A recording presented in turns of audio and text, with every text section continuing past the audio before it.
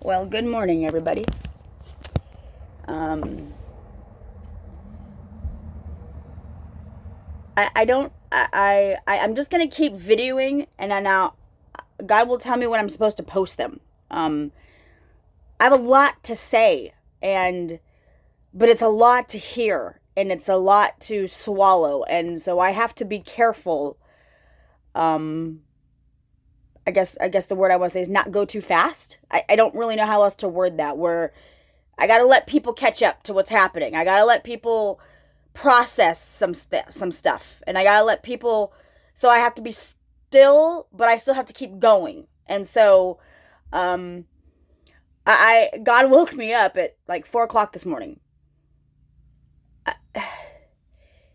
and he gave me a scenario. He gave me a thing, and I went, "That's genius." So I'm gonna try and explain something to you in childlike eyes, and again, I don't know if this is going to make sense because in my head it completely does. And so I don't know what that means. I'm here.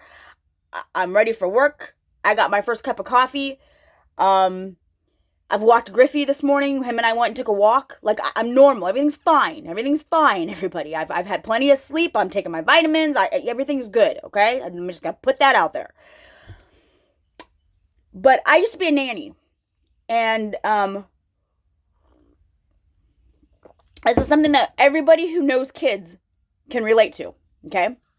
And I want you to think of it on biblical terms as I'm telling you this story, okay?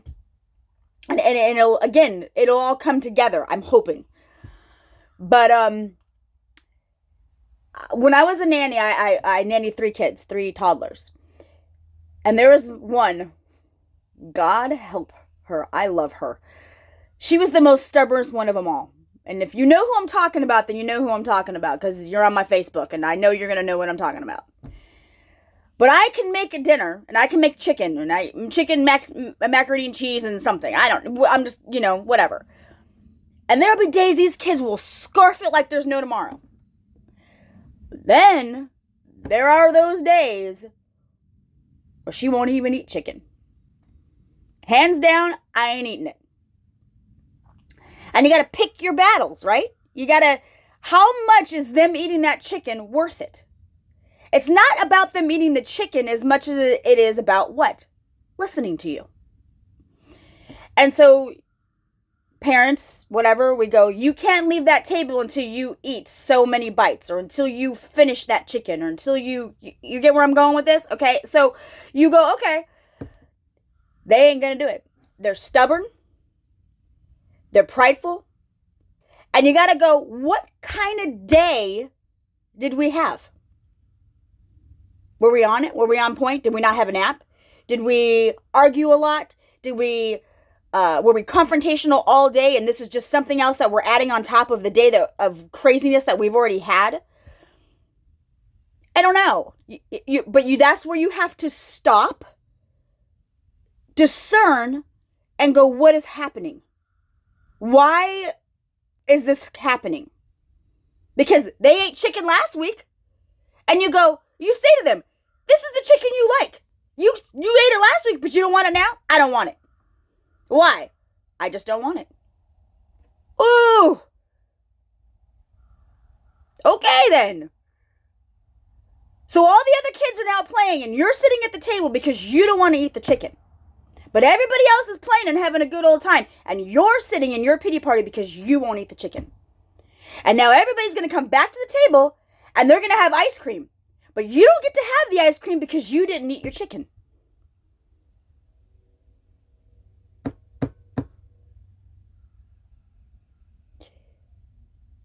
Is it the chicken? Or is it because you didn't get a second helping of macaroni and cheese? And you'd rather have the macaroni and cheese than eat that chicken. But you know the chicken's good for you. You know the chicken has protein. You know the chicken's going to give you energy. You know you're being given what you need, but it's not what you want in that moment. Because if your perspective on whatever happened that day changed what you're willing to eat. Think about that. in childlike eyes, how much are we willing to give up to get what we need to eat the ice cream?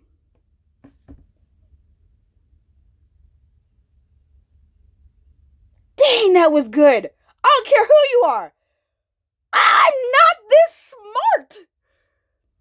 But that is genius.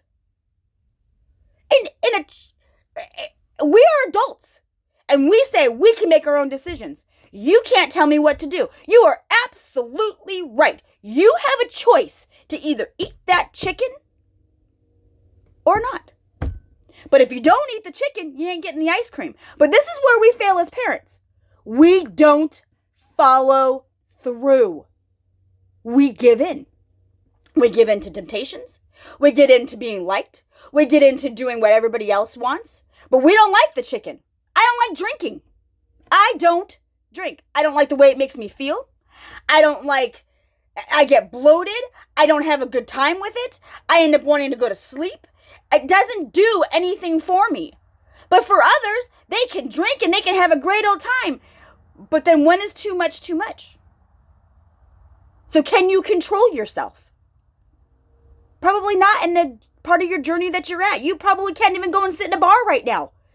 You probably, I don't know. I don't know where you're at, but you get where I'm saying? So that comes with growth. That comes with maturity. And then when you're at a point when you're healed and you no longer want that drink and that's no longer a temptation, you can now go and help others, and you can go sit in that bar with a friend who's now having a pity party from themselves and wants to drink. And you know exactly where they're going, but you're sitting next to them in the bar. And you're making sure that they stop when they need to stop. And you take the keys away from them when the keys need to be taken away so that they don't hurt themselves and they don't hurt anybody else. But you're never telling them that they can't drink.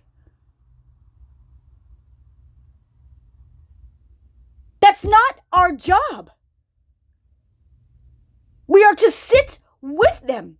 But you can't sit with them until you're ready. Until you're healed. Until you're at a point in your journey where you're going, if they only knew what I knew.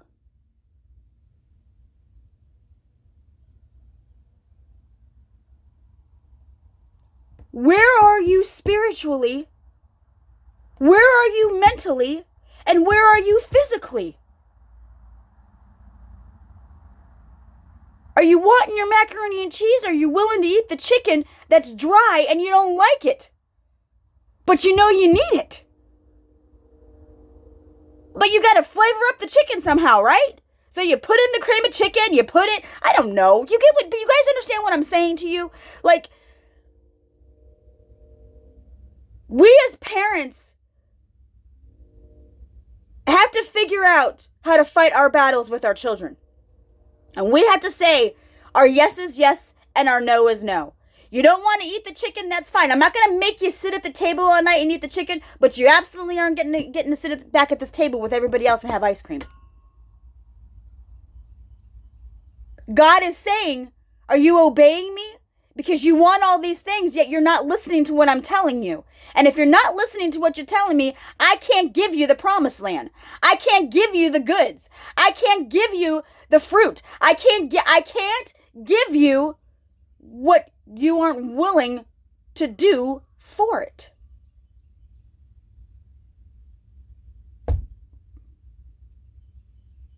What does a harvest look like to you? What are you willing to do to bring in the harvest?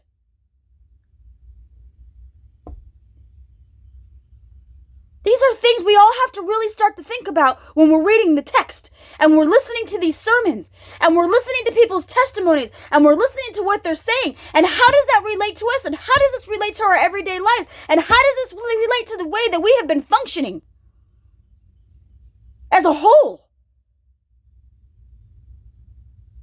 Are we going to live in a Barbie and Kim Kardashian world? Because where is that getting us?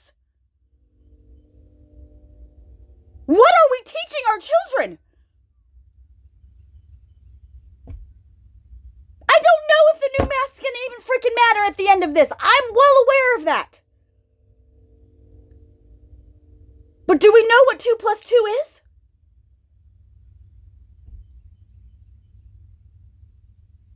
where homeschooling comes in. Parents are waking up to the fact that the system and the education are not going to give our kids what they need in the world. We already have people who have giftings in math, and they are geniuses. I could tell you somebody who knows numbers like you wouldn't believe, and I go, oh my God, I had no idea. I had no idea he was that smart. But if we listen to people who know math, and they teach math, we're all going to get it. Some way, somehow. Look at the people who have trades. That's what they do. That's what they know, right? I know flooring guys. I know carpenters. I know painters. They have a craft that they know. And they're really good at it. And they hone in on that craft or that trade. Why was home economics and auto and all these other things taken out of schools? Because it individualizes them. It makes them unique. It makes them creative. And God forbid they can soar at something. No, you need to do it this way. This is how we're going to do it now. And we have been programmed that that's how this has to be. Why? Why has homeschooling become such a big thing now? The problem is that there's still criteria and there's still all these things and all these rules set on homeschooling that you have to obey per the state that you're in. And I don't know whether that's right or wrong yet. I don't know. I know that I homeschooled Shandy. I did a horrible job at it. I ain't gonna lie. But my kid's fine. She's figuring it out, right? Some people are really good at homeschooling their kids and they have the patience to sit there and help them with their schoolwork. And then there's others who are going, like me, I ain't got this. I'm not this kind of teacher. I don't have this kind of patience. I don't do this. I don't know how to explain it to you. That's not who I was created to be. I'm not your Betty Crocker mom. I was not that mom that came home to you having warm baked cookies in the oven. I just wasn't. But does that make me a bad mom? No. Does that make me not spiritually connected with God? No. I connect differently with Him than you do. And if you don't know how you connect with God, be still. Figure out how to hear Him. Get rid of distractions. Get rid of things that don't feed your purpose. Get rid of things that are holding you down and for you to be stubborn enough to think that you are it. That all of this is you is absurd to me at this point in my journey. It wasn't absurd for me years ago. It wasn't absurd to me a couple of years ago. Because, man, I knew what I was doing. And I knew everything. And you couldn't tell me anything different. Where are we all at now, right? Where is that getting us? Are you willing to open your mind to the possibility that we have not even scraped the surface of who God is? And I'm going to end this here because I want you to keep going. Mentally, physically, and spiritually, keep going. We don't know what we're capable of. We don't know the strength that we have until we keep going.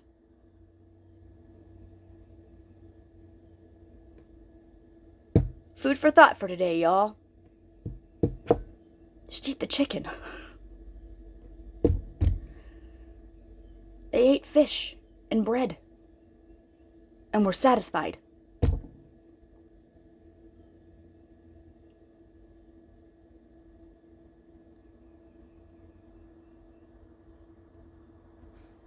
Whew. Ooh, God. I'm shaking, y'all. Like, That's the presence of God.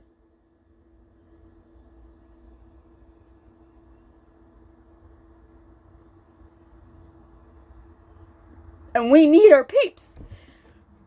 Because something is coming. And there is no doubt in my mind that something is happening. And something is coming. And I am not standing here by myself saying that. You are all on Facebook and you are all watching feeds from other people. And some of us are watching feeds from the same people and we don't even know it. But I know it because I see you. You get what I'm telling you?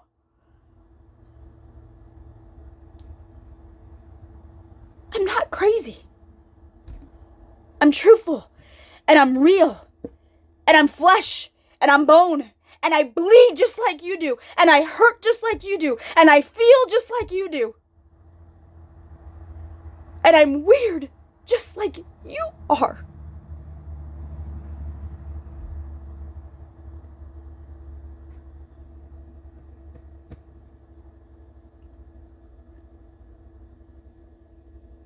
How far are you willing to go? How uncomfortable are you willing to let God make you?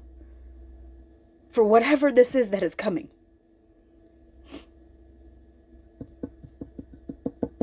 Just keep going, okay, you guys? Please, just keep going.